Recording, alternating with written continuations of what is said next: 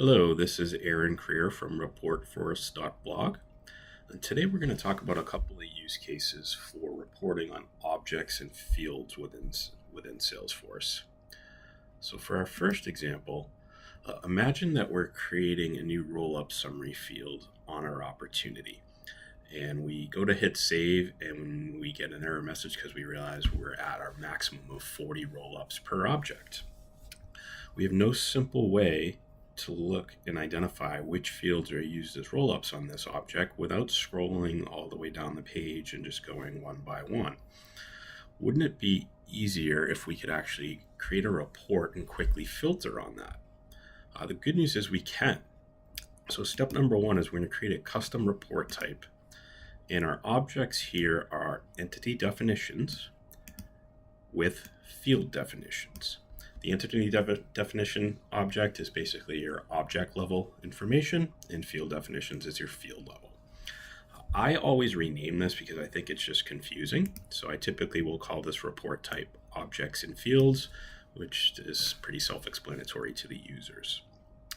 Now within our report, using that custom report type as the basis, we can actually create a report with filters. And we've set our label to opportunity, so we're filtering out all the other objects. And then we've just added another filter of data type contains rollup.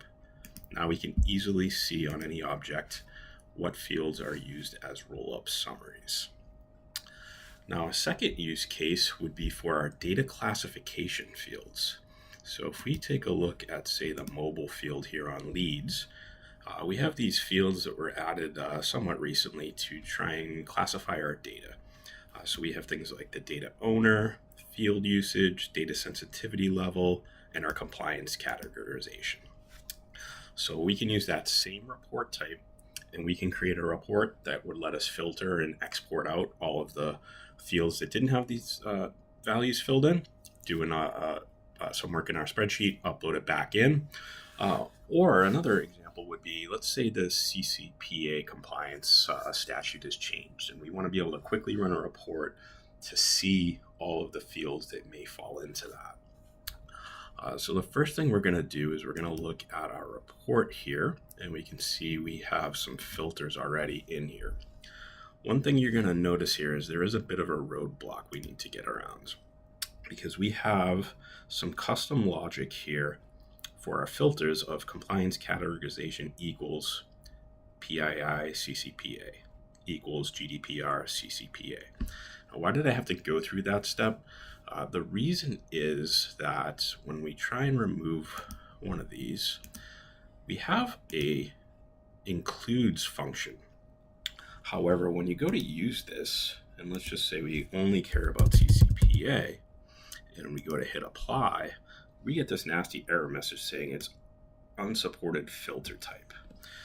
So to get around that, what we've done is we've rerun our report, is we've just used custom filter logic, and we would need to create values for each combination of that multi-select pick list of compliance categorization. It's a bit of a pain, but right now that is the workaround. So we would create a combination values for all of these, and then we'd be able to use the same type of report to get us our information. If you'd like to vote, I've created an idea here to allow for the includes function to work properly on that specific field, and you can vote for that here. Hope this was helpful. Thank you.